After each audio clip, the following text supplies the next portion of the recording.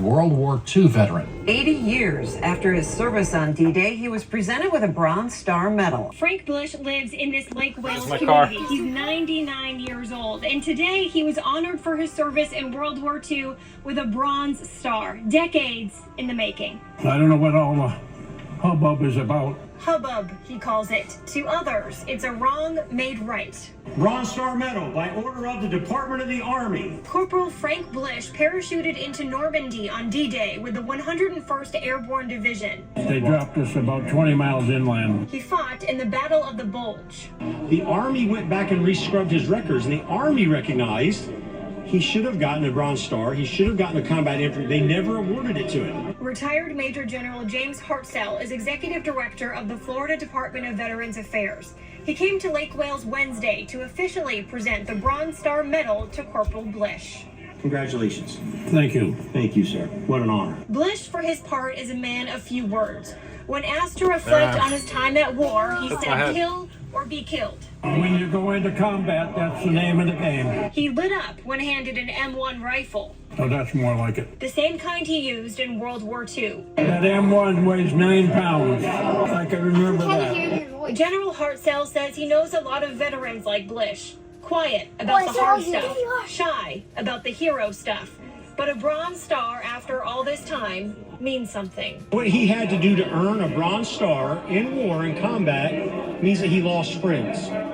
He lost battle brothers. All right, and I know what that meant to him. General Hartzell gave this community a mission of its own. Take care of Frank. He's a hero. Take care of Frank. He's a hero. He's a hero. He's a hero.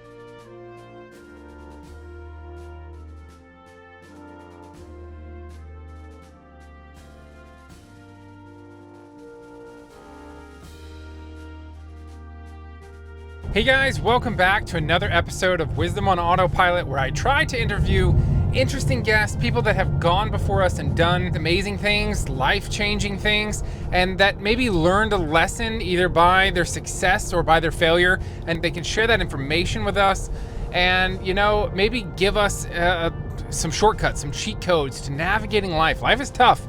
There's so much to be mindful for. There's so much to remember. There's so much that we often forget. Things that are so important, like our time, we take for granted. So I want to interview people that have been there, who have maybe seen more of the total lifespan and found the things that really matter, that really make a difference, that really bring fulfillment, that bring a quality and a happiness, a joy, a purpose to life. I'm excited about my guest today. His name is Frank Blish, and I don't even know where to start. He's 99 years old. I cannot wait to interview him today. I plan on asking him some things about life, about his experience when he was in the military, when he was in World War II. You know, there's not many World War II vets left, and I think it's really important that we talk to them, we honor them, we appreciate them, we learn from them. I'm hoping that he will be open to talk about it, but I'm also going to be mindful that maybe there's some things that he can't talk about. I think that it's very important that we honor our veterans. All of these wars where these men literally put their lives on the line, went over there, lost friends, had to assimilate back into our country, try to live a normal life after putting on a killing hat for their country, being taught to be, you know, a killing machine, and then having to come back. And that's definitely something in modern wartime as well. But I want to get the perspective of someone who's been in World War II while I can, so I can pass it on to my children, so I can pass it on to you and to the generations to come. I think it's important that we have these conversations. Sometimes we're so caught up in our technology and our social media and our schedules, and we don't take time for conversations. We don't take time to connect with people and learn from people. So stay tuned for that. I can't wait for you to meet him. Let's go meet Frank. Have you ever seen one of these? No. Yeah, it's an electric car. Really? Yeah, drives all by electric. It's a pretty neat ride. Well, thank you for being on the podcast today, Frank. So your full name's Frank Blish. Where were you born at, Frank? Westbrook, Connecticut. Westbrook, Connecticut. What year? 1925. 1925. Wow. What was it like growing up at that time? A lot simpler than it is today. Yeah. Yeah. No, that's true. Nobody Nobody locked their doors. Really? Really? No, because you could trusted go- people. Well, you don't have the element that you do today. There's people out there today that looking for some place for an easy take. You know? So I wanted to ask you a couple questions today about your wisdom, about your time in the military. I was in the Marine Corps. You were in the Army. And I wanted to talk to you a little bit about that. Why now? Can you talk a little bit about why did you join the military? What made you want to join? I didn't join. Did you get? I was drafted. You were drafted, really? Wow. Well, now tell me a little bit. What was that like? Like, did you get a letter in the mail, or how did that work? Well, yes, you get a letter in the mail, and Said your number. you are hereby notified that you're selected by your neighbors. Really? And the draft board. Yeah. Whatever. Okay, the draft board picture number. Now, how old were you whenever you received that letter? Do you remember? 18. 18 years old. Wow. Now, did they give you a choice of what branch to join, or was it just you were They being don't give you a choice for anything. No, it's just you do what you're This told. is where you're going, buddy. This is your rifle. This is what you're issued. Yep. Okay. And you don't, at that age, you don't know where you want to go. If I had a choice, I would have gone in the Air Force. Really? Okay. Now, what did you do for the Army? What was your job? Well, I ended up being a field lineman, Okay. a telephone. Oh, really? Yeah. Okay, so you worked with communications, maybe? You made sure that there was telephone lines up? Yeah, In we between. laid wire, Okay. put wire up on poles. Wow. Mostly laid wire right on the ground. Oh, wow. Very cool. What was the military like back then? Is there any funny boot camp stories or stories from your platoon that you remember? What was it like? Well, let's see. Everything was in a hurry because there was a war going on, Yeah. and they needed to train you quick. And that's pretty much the name of the game. Get your training, get out, because more people are coming in. Yeah, they sort of push you through that process. Did you ever feel like, man, I don't even know if I had time to learn that because they pushed me through so quick? Yes, Yeah, it was. yeah. It was. You got to get it the first time because it wasn't the second Because time. it's to the next recruit. Yep. Interesting. Was there someone in the military that was your mentor? Yeah. If so, what did they teach Platoon you? sergeant. Yes, yeah. Any funny stories? You from didn't go any further than him. No. Nope, it wasn't permitted. Wow. Now, how were your DIs? Were they really tough on you? Do you have any funny stories? Any funny memories? No, they tell you to do something once, and that was. You got it. You figured it out. You better get it. You better get it done. Yeah. Did you ever get in trouble in the military? Get in trouble? Yeah. No. No? You kept your nose pretty clean. No, I had 3 years of do as you're told, and I did it. Yeah. Now you were a corporal? Corporal. Yeah. I have actually ended up as staff sergeant. Yeah, I remember you telling me about that. Can you tell the story about that? Did you get field promoted? Yes. Can you tell us about that? That always bothered me. I was a staff sergeant for over a year, and when it came time for my discharge, they discharged me as a corporal. Why in the world did they do that? I don't know. Huh. Because maybe If you want to stay in for another 3 years, you can have the staff sergeant rating. So they kind of use that as a bargaining chip to get you to re-enlist. And they said, in as much as you put it that way, I'm out. Wow. Now what countries were you in during the conflict? What countries did you go to? France, Belgium, Wow. in the Netherlands, Germany, Austria. That's about it. Wow. I know they're beautiful countries. I know it wasn't a beautiful time. It was very, very difficult. Now, I went to your Bronze Star ceremony that was here. Can you talk a little bit about that? What did that mean to you to finally get recognized with that bronze? Now, that was your second bronze. It means they're about 80 years too late. Yeah, no, that's true. That's true. I'm sorry for that. Yeah, well, they're 80 years too late for my Purple Heart, too.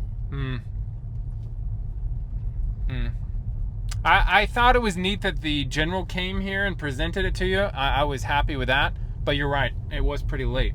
And I'm sorry that they honored you way too late, for that. That was your second Bronze Star, right? Is Yes. that your second one? Okay. So you have 2 Bronze Stars. And I heard the citation for the second one. What did you get the first one for?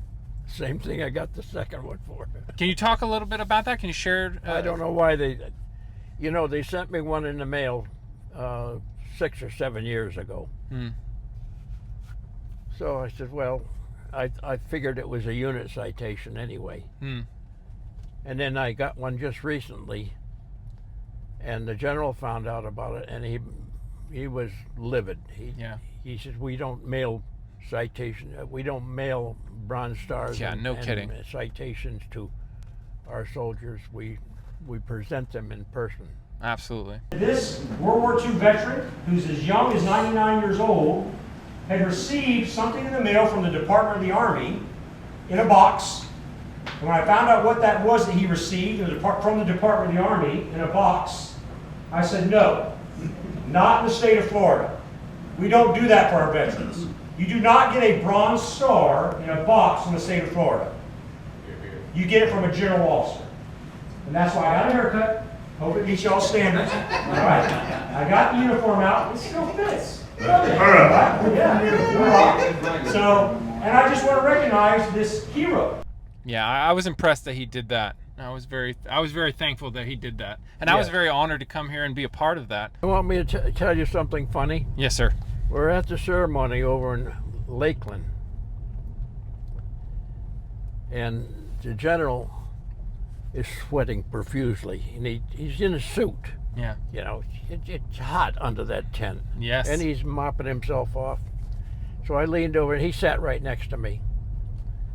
I says, you know what makes you sweat like that? He says, what? I says, telling all those little lies. Oh, no. Wow. Well, he was out of uniform, so you were able to say that. I wouldn't have said that if he was in uniform. Oh, wow. Wow. When they're in uniform, I show them all the respect they're due. Yeah. There's something, like when I wear a uniform, it's different. You have to respect those who have worn the uniform.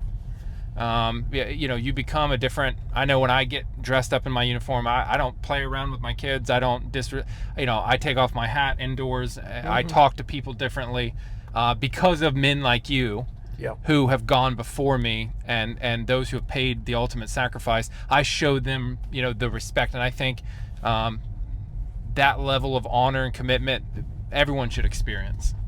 Now, how did you manage, while you were in, how did you manage fear and uncertainty during your time in the military? How did you deal with, first off, getting drafted during wartime? I mean, were you afraid? Were you excited? Well, things moved so fast that I don't know if we had time to be afraid of anything, except your sergeant. Everybody was just, I guess, afraid of him. He was your prime ruler. Yeah. You wanted to make sure he was happy and that you were doing things right, that's for sure. You wanted to not stand out, right? You wanted to blend in. Yes. Yeah. I remember those times from boot camp myself. Was there ever times where you were very in fear for your life? And how did you deal with that? I don't know how. You don't know until you're actually in that situation. Something sort of takes over you in survival mode.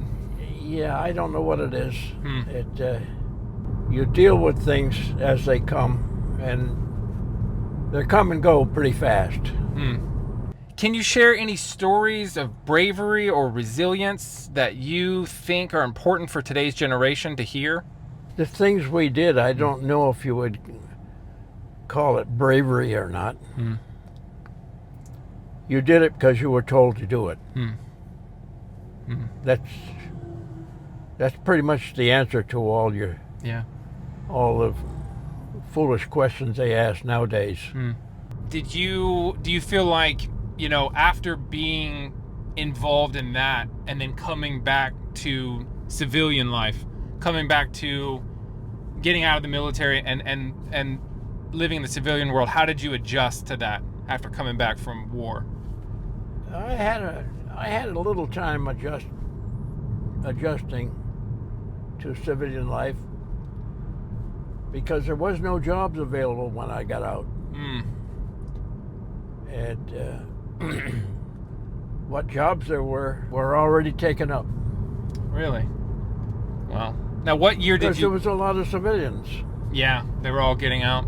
A lot of older civilians who had already retired went back to work. Now, what did you end up doing when you got out? When did you find a job, and what did you do? What did I end up doing? Yes, sir. I learned the tool and die maker trade. Oh, okay. And I worked pretty much all of my life as a tool and die maker. Okay. Now, do you have any kids? Any family? I have 2 girls out in Oregon. Okay. Awesome. How old are they?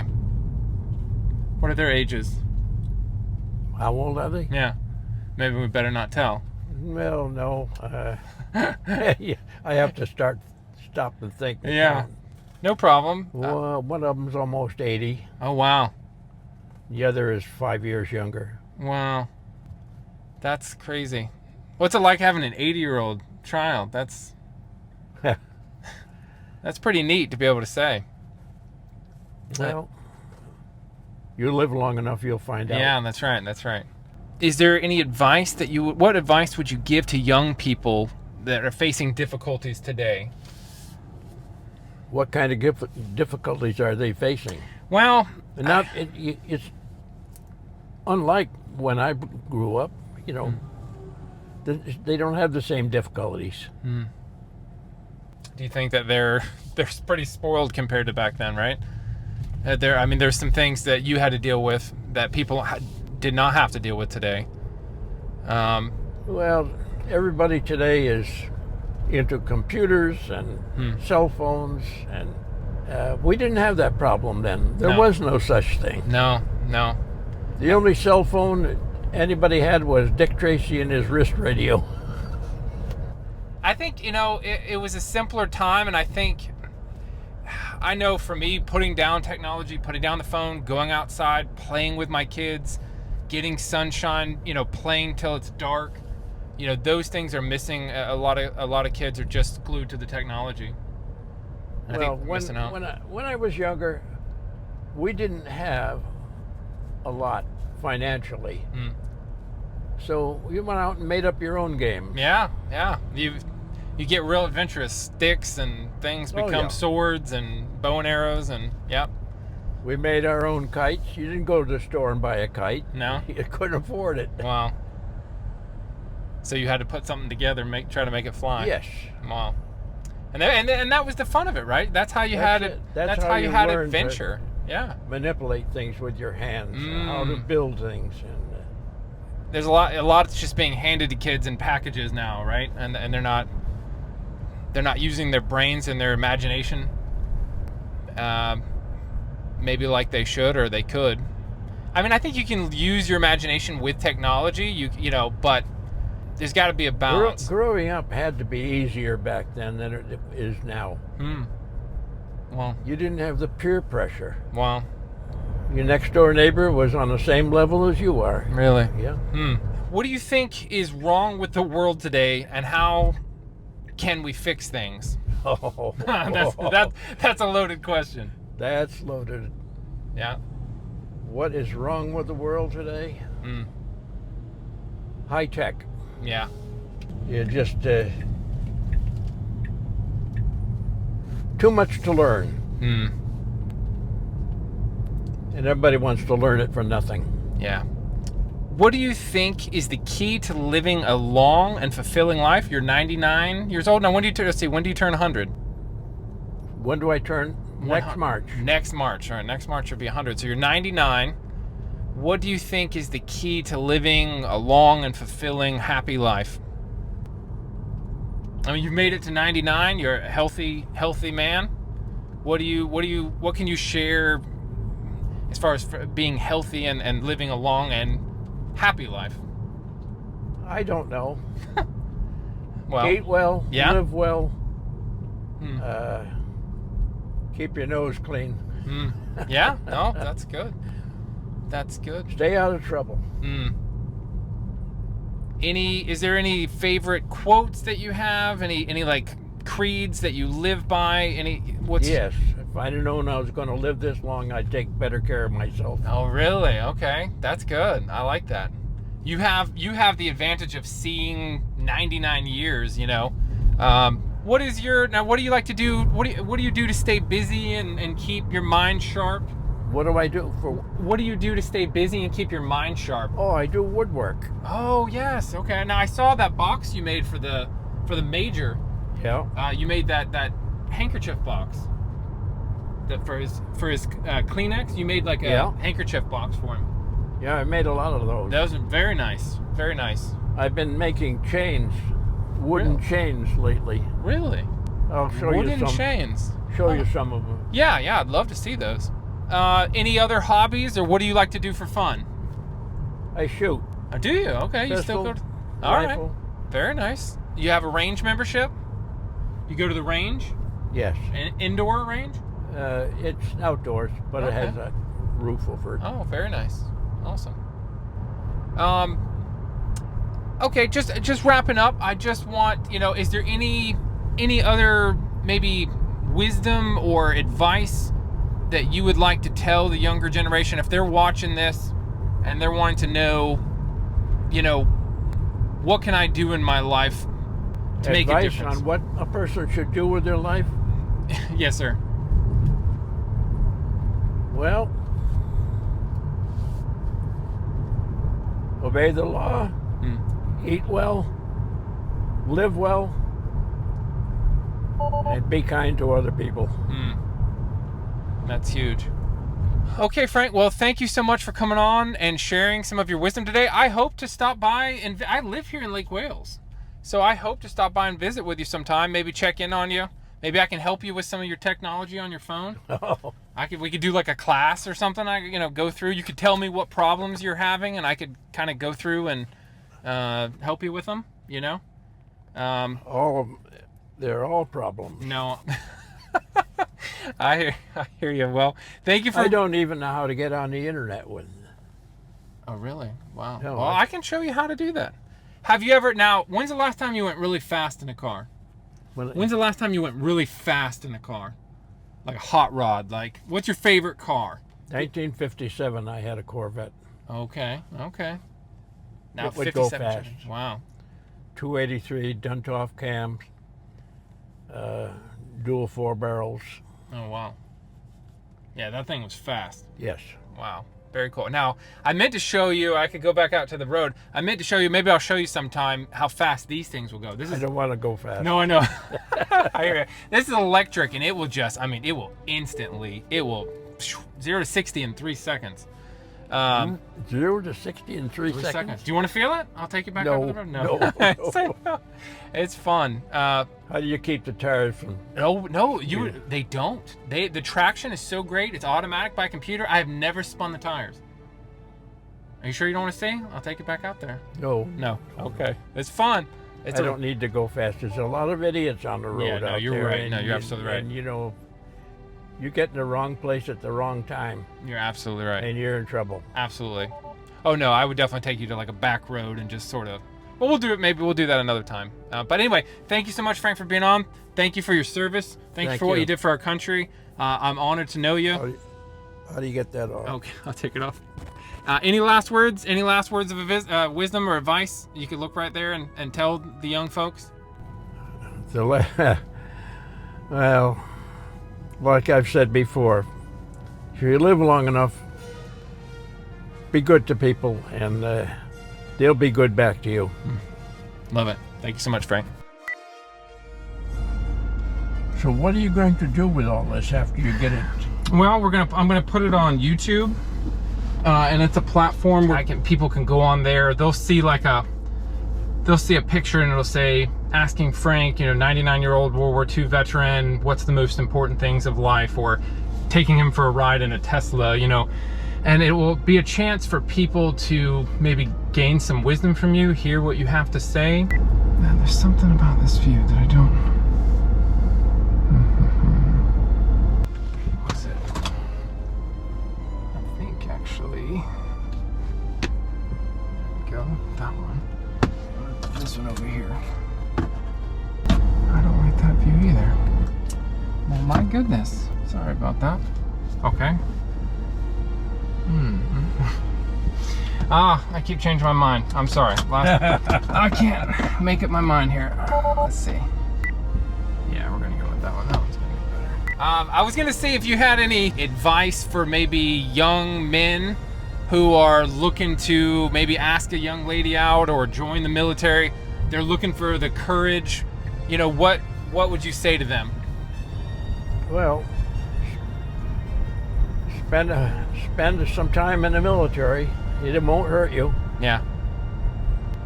It'll grow you up. See these palm trees right here? Yes, sir. That's where you're going to turn in. Oh, yes, very good. I will do that. But to me, Frank is a hero because my generation, I came in and went to boot camp in 1981. Oh, that's your phone. Somebody get that. He's the only one authorized. That's right.